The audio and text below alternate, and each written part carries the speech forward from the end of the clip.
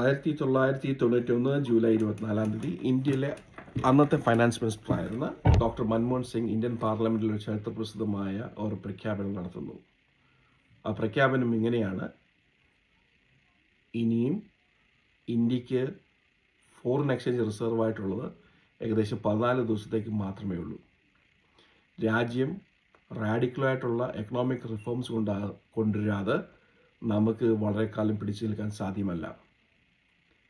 അതിനുവേണ്ടിയാണ് അദ്ദേഹം 3 പോളിസീസാണ് കൊണ്ടുവന്നത്: ലിബറലൈസേഷൻ, പ്രൈവറ്റൈസേഷൻ, ഗ്ലോബലൈസേഷൻ.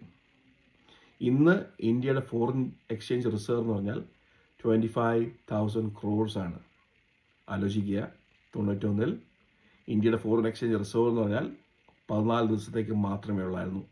അവിടെ നിന്നാണ് ഇന്ത്യയെ എക്കണോമിക്കലി ബൂസ്റ്റ് ചെയ്ത മനുഷ്യനാണ് ഡോക്ടർ മൻമോഹൻ സിംഗ്.